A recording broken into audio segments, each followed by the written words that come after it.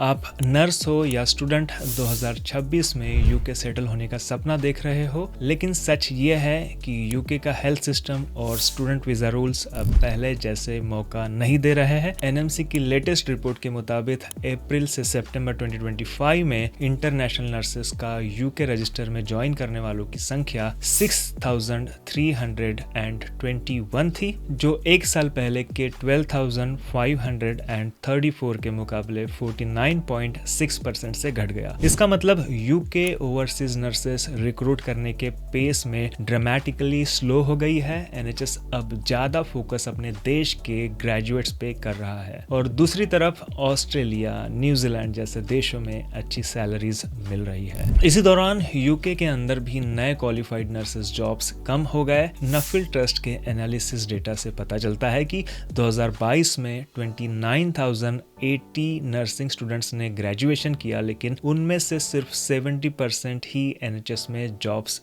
कर पा रहे हैं और 4,000 से ज्यादा ग्रेजुएट्स ने रजिस्टर तो ज्वाइन किया पर एनएचएस में काम नहीं कर पा रहे। द इंडिपेंडेंट में रिपोर्ट हुआ कि एनएचएस ने नर्सिंग वैकेंसीज को 41,600 से घटाकर 31,300 कर दिया है। इसका सीधा मतलब नए नर्सेस के लिए एंट्री लेवल जॉब्स बहुत कम है। ऐसे में आपकी आईएलटीएस या ओईटी की मेहनत शायद से बर्बाद हो सकती है। क्या यही प्रॉब्लम सिर्फ नर्सेस की है? नहीं, यूके स्टूडेंट वीजा रूल्स और कॉस्ट भी काफी चैलेंजिंग है। सबसे पहले हम बात करेंगे यूके नर्सिंग के बारे में। यूके एनएमसी पिन तो आपको मिल जाएगा, पर काम ही ना मिले तो आपको क्या फायदा। आज यूके में हजारों ऐसे रजिस्टर्ड नर्सेस है जिन्हें एनएमसी रजिस्ट्रेशन तो मिल चुका है लेकिन जॉब नहीं मिल रही। कई न्यूली क्वालिफाइड नर्सेस को करियर लिम्बो का सामना करना पड़ता है, मतलब उनको केयर असिस्टेंट जैसे कम पेइंग पोस्ट लेने पड़ रहा है क्योंकि नर्सेस की पोस्ट खाली है ही नहीं। गवर्नमेंट ने रिसेंट 10 ईयर एनएचएस प्लान में ओवरसीज रिक्रूटमेंट को 34% से लेस देन 10% लाने की बात की है ताकि होम ग्रोन ग्रेजुएट्स को पहला मौका मिले। ये सब ध्यान में रखकर आप सिर्फ यूके के लिए अपना आईएलटीएस या ओईटी स्टार्ट कर रहे हो तो हो सकता है आपको फायदे की बजाय सिर्फ नुकसान ही होगा। अगर हम एनएमसी रजिस्ट्रेशन प्रोसेस के खर्चे के बारे में देखें तो अगर आपने आईएलटीएस या ओईटी क्लियर किया है तो अगला स्टेप आपको यूके एनएमसी के साथ रजिस्ट्रेशन करना होगा, सीबीटी देना होगा और यूके एनएमसी की ऑस्की भी आपको देना होगा। सीबीटी एक कंप्यूटर बेस्ड टेस्ट है, उसकी जो फीस है अराउंड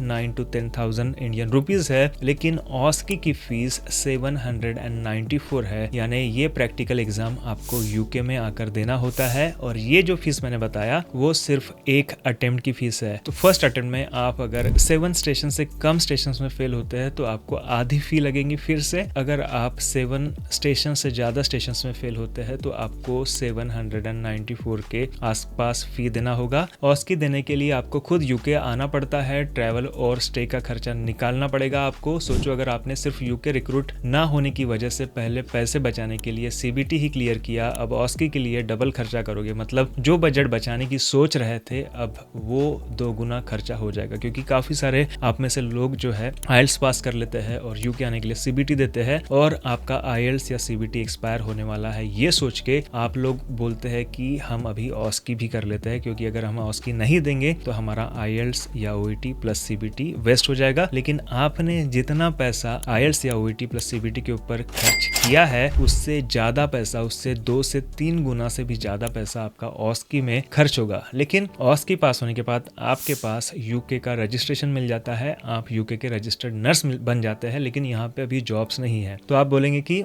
हम हर 3 साल में अपने रजिस्ट्रेशन को रिन्यू करेंगे, लेकिन आपको अभी रिन्यूअल के प्रोसेस के बारे में भी बताता हूँ जिसे रिवैलिडेशन कहा जाता है। यूके एनएमसी पिन 3 साल के लिए मिलती है, उसके बाद रिवैलिडेशन जरूरी होता है तभी रजिस्ट्रेशन रिन्यू होती है। एनएमसी के रूल्स के हिसाब से 3 साल में आपको कम से कम 450 प्रैक्टिस आवर्स कंप्लीट करने पड़ते हैं, साथ ही 35 आवर्स का कंटिन्यूइंग प्रोफेशनल डेवलपमेंट जिसे सीपीडी कहते हैं करना होता है, जिसमें से 20 आवर्स आपके इंटरैक्टिव होने चाहिए plus 5 pieces practice related feedback, 5 return reflective accounts और 1 रिफ्लेक्टिव डिस्कशन भी रिक्वायर्ड है। हेल्थ क्लियरेंस और प्रोफेशनल इंडेमनिटी भी चाहिए होता है। ये सब पूरा करके आपको कंफर्मेशन लेना पड़ता है और जो भी यूके में रजिस्टर्ड नर्स है उनका ईमेल एड्रेस और उनका रेफरेंस आपको आपके रिवैलिडेशन के लिए देना होता है। उसके बाद ही आपका रिवैलिडेशन कंप्लीट होता है। अगर आपने यूके में आकर आपका ऑस्की लिखे, आपको रजिस्ट्रेशन मिला, 3 साल तक अगर आपको जॉब नहीं मिली, तो ये जो इनका क्राइटेरिया है रिवैलिडेशन का, वो क्राइटेरिया आप फुलफिल नहीं कर पाओगे क्योंकि 450 आवर्स आपको यूके में कंप्लीट करना होता है, ना कि इंडिया में। आपको जो रिफ्लेक्टिव अकाउंट और सारी चीजें यूके के लोगों से ही कराना होगा। अगर आप वो नहीं करते हैं तो आप अपने रिवैलिडेशन के लिए एलिजिबल नहीं रहते हैं, तो आप अपना काफी सारा पैसा वेस्ट कर दोगे अगर आपने ऑस्की यहाँ पे आके दिया है और आपको जॉब नहीं मिली तो। और जॉब मिलने के चांसेस बहुत कम है। 100 लोग अगर ऑस्की पास करते हैं एट द मोमेंट, उसमें से 3 या 4 लोगों को ही जॉब मिल सकती है। इसका कंप्लीट डेटा मेरे पास नहीं, लेकिन हो सकता है इससे कम लोगों को भी शायद से जॉब मिलती हो। अगर आपने IELTS या OET प्लस CBT पास किया है तो आपके पास अभी ऑल्टरनेट ऑप्शंस क्या है। यूके का सिनेरियो देख के बेस्ट ऑप्शन ये लगता है कि IELTS या OET जैसे टेस्ट का फायदा ऑस्ट्रेलिया, न्यूजीलैंड के लिए उठाया जा सकता है। इन देशों में अभी भी नर्सेस की बहुत ज्यादा जरूरत है। ऑस्ट्रेलिया गवर्नमेंट के रिसर्च डेटा के मुताबिक पिछले साल में 16,622 इंटरनेशनली क्वालिफाइड नर्सेस ने रजिस्ट्रेशन करवाया, जो प्री कोविड 2028-2019 के 5,610 से 3 गुना है। ऑस्ट्रेलिया अब नर्सेस का फास्ट ट्रैक रजिस्ट्रेशन प्रोसेस भी लेके आ रहा है, जहां यूके, आयरलैंड, कनाडा, USA जैसे मुल्कों से नर्सेस को एक्स्ट्रा एग्जाम देना नहीं पड़ेगा और 6 से 12 महीने का प्रोसेसिंग टाइम भी कट होगा। मतलब यूके NMC, ऑस्की और वीजा की झंझट के बजाय आप ऑस्ट्रेलिया में जल्दी जॉब ले सकते हो। अगर हम न्यूजीलैंड की बात करें तो न्यूजीलैंड भी स्किल्ड वर्कर लिस्ट, जिसे ग्रीन लिस्ट भी जिसे कहा जाता है, में उसमें नर्सेस को इंक्लूड करता है क्योंकि वहां भी हेल्थ केयर शॉर्टेज चल रहा है। इमिग्रेशन न्यूजीलैंड के ग्रीन लिस्ट में रजिस्टर्ड नर्सेस का रोल हाईलाइटेड है। स्पेशलिटी नर्सिंग पे डिमांड है। न्यूजीलैंड में नर्सेस को हॉस्पिटल में, कम्युनिटी में रोल मिलते हैं और अगर आपने IELTS या OET पास किया है तो वो रिजल्ट आप यूके के अलावा ऑस्ट्रेलिया या न्यूजीलैंड के रजिस्ट्रेशन में भी काम ला सकते हो। दोनों देश आपको फास्ट ट्रैक वीजा और इवेंचुअल PR, ऑस्ट्रेलिया में 3 साल का ग्रीन कार्ड मिलता है। ये मौके यूके के कंपैरिजन में आपको बहुत अच्छे लग सकते हैं। अगर आप नर्स है तो आपका प्लान, अगर आपने IELTS या OET पास किया है तो अब आप ऑस्ट्रेलिया या न्यूजीलैंड में अप्लाई करो। IELTS या OET के score directly Australia, New Zealand immigration में यूज हो सकता है। ऑस्ट्रेलिया के स्किल्ड वीजा सब क्लास 189, 491 या NZ स्किल्ड माइग्रेंट कैटेगरी में अप्लाई कर सकते हो। ऑस्ट्रेलिया में हेल्थ एंड केयर वीजा भी है नर्सेस के लिए, जो इंग्लिश और NMC इक्विवेलेंसी रिक्वायरमेंट रखता है। इन सब में फीस और प्रोसेसिंग अराउंड $400 के आसपास होती है, लेकिन आपको जॉब मिलने के चांसेस बहुत ज्यादा है और हेल्थ सरचार्ज भी कम पड़ता है अगर आपको पब्लिक हेल्थ सेक्टर में जॉब मिलती है तो। यह हुई नर्सिंग की बात। अगर आप यूके में स्टूडेंट बनकर आना चाहते हैं या स्टडी वीजा पे 2026 में आना चाहते हैं तो पढ़ाई के लिए यूके देख रहे हो तो कुछ चीजों को ध्यान में रखो। पहली बात, यूके स्टूडेंट वीजा पर आपके डिपेंडेंट्स यानी आपके स्पाउस या बच्चे हाल ही के नियमों के मुताबिक सिर्फ कुछ केसेस में ही आ सकते हैं। ये डिपेंडेंट्स एलिजिबिलिटी सिर्फ तब आपको मिलती है जब आप फुल्ली गवर्नमेंट स्कॉलरशिप ले रहे हो या research based PhD and doctoral courses कर रहे हो। बाकी सब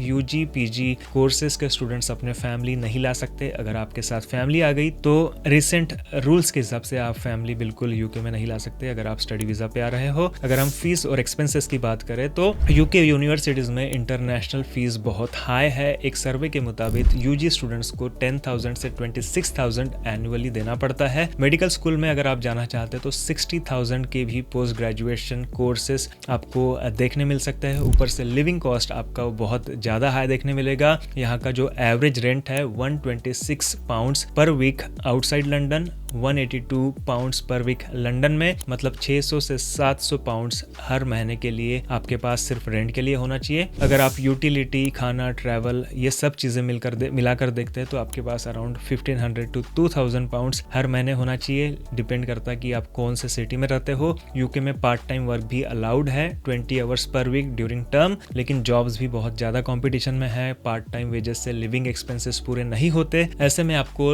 आपके एक्सपेंसेस कंप्लीट करने के लिए शायद से लोन उठाने की भी जरूरत पड़ सकती है। तो आपको ये सारी चीजें बहुत ज्यादा ध्यान में रखने की जरूरत है। अगर हम पोस्ट स्टडी वर्क परमिट के बारे में देखें तो अभी ग्रेजुएट वीजाज PSW मिलने पर आपको 2 साल रहता है, लेकिन 1 जनवरी 2027 के बाद सिर्फ 18 मंथ्स कर दिया जाएगा। मतलब अगर आप 2027 के बाद ग्रेजुएट होते हो तो यूके में 1.5 साल ही काम कर पाओगे और फिर एक्सटेंशन नहीं मिलेगा। सिर्फ PhD वाले ही 3 साल तक, और स्किल वर्कर्स वीजा लेने के लिए सैलरी थ्रेशोल्ड भी काफी हाई है। अगर आपको आपकी पढ़ाई के बाद स्किल्ड वर्कर वीजा चाहिए, टायर 2 वीजा चाहिए, तो आपकी सैलरी 41,700 पर ईयर होना चाहिए। ये बहुत ही कम जॉब्स में आपको इतनी सैलरी देखने मिलेंगी, और रिसेंट ग्रेजुएट्स को इतनी ज्यादा सैलरी मिलना करीब करीब इम्पॉसिबल है। तो आपका PSW कंप्लीट होने के बाद स्किल्ड वर्कर वीजा मिलने के चांसेस बहुत कम हो जाते हैं। लेकिन आपका अगर जॉब शॉर्टेज लिस्ट में है तो फिर आपको मिनिमम सैलरी 33,400 साल का होना चाहिए। पर सच यह है कि इंजीनियर IT के अलावा बहुत कम रोल्स है जो 33 से 41,000 pounds per year salary package देते हैं।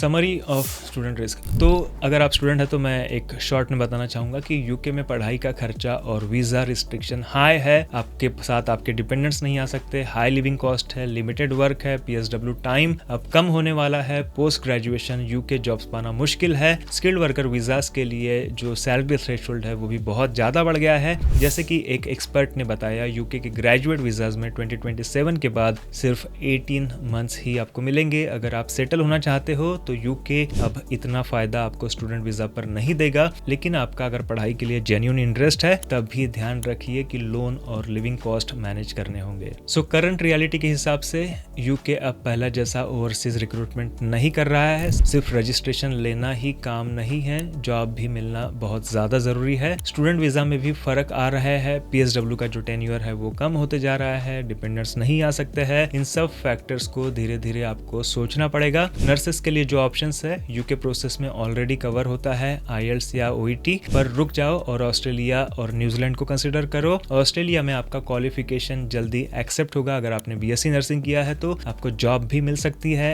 NZ में भी नर्सेस डिमांड लिस्ट में है, वहाँ बाइलिंगुअल स्कॉलरशिप भी मिलती है नर्सेस को, और लाइफस्टाइल भी अच्छी है, फैमिली भी ले जा सकते हो। ऑस्ट्रेलिया में आपको डायरेक्ट PR मिलता है और अच्छी सैलरी भी आपको मिलती है। 2 से 3 साल में आपको न्यूजीलैंड में भी PR मिल सकता है। स्टूडेंट्स के लिए जो ऑप्शन है, अगर आप सच में यूके की पढ़ाई चाहते हो, अगर आपको यूके की डिग्री चाहिए तो आप डेफिनेटली यूके में आ सकते हैं, लेकिन आपको सब खर्चे ध्यान में रखना होगा। Fees, rent, daily expenses, UK budget बनाओ, डिपेंडेंट्स नहीं ला सकते, पार्ट टाइम वर्क सिर्फ 20 घंटा कर सकते हैं, और 2 साल का PSW आने वाले दिनों में 18 मंथ्स का हो सकता है। पढ़ाई खत्म होने के बाद आपकी जो सैलरी थ्रेशोल्ड रहेंगी आपको स्किल्ड वर्कर वीजा के लिए वो 41,000 पर ईयर रहेगी। तो इन सारी चीजों को आपको ध्यान में रखना पड़ेगा। यूके में अभी आपके लिए बहुत मुश्किल होते जा रहा है, तो आप यूरोप, कनाडा, USA जैसे ऑल्टरनेटिव्स एक्सप्लोर कर सकते हैं जहाँ इमिग्रेशन रूल्स डिफरेंट हो सकते हैं, लेकिन आप अपना रिसर्च खुद कीजिए। और सबसे इंपॉर्टेंट चीज मैं आपको बोलना चाहूंगा कि आपको रिस्क अवॉइड करना बहुत जरूरी है। तो अगर आप अब्रॉड जाना चाहते तो अपना खुद का रिसर्च कीजिए और डिसाइड कीजिए कि आपको कहाँ जाना है। अगर आपको सक्सेस चाहिए तो आप जिन कंट्रीज में बहुत ज्यादा रिस्ट्रिक्शन है वहाँ पे अप्लाई ना करें, जहाँ पे रिस्ट्रिक्शन कम है वहाँ अप्लाई करने की कोशिश करें। तो हमारा जो कंक्लूजन है वो यह है कि 2026 में यूके माइग्रेशन के लिए कैंडिडेट्स को बहुत सावधानी बरतनी होगी। गोल्स क्लियर होने चाहिए, सेटल होने का या सिर्फ डिग्री करने का अगर आपने सोचा है तो। अगर आपका जेन्युइन इंटरेस्ट है पढ़ाई के लिए तो ही आप यूके आ सकते हैं, लेकिन खर्चों को भी ध्यान में रखना पड़ेगा। इसके अलावा आपके पास काफी सारे अलग अलग ऑप्शंस है जो मैंने ऑलरेडी वीडियो में बताया है। तो आप अगर नर्स है या तो स्टूडेंट बनकर यूके में 2026 में आना चाहते हैं तो ये सारी चीजें जो इस वीडियो में डिस्कस की गई उसके ऊपर आपको ध्यान से सोचना होगा और अपना डिसीजन खुद उठाना पड़ेगा। Thank you so much guys for watching this video. God bless you.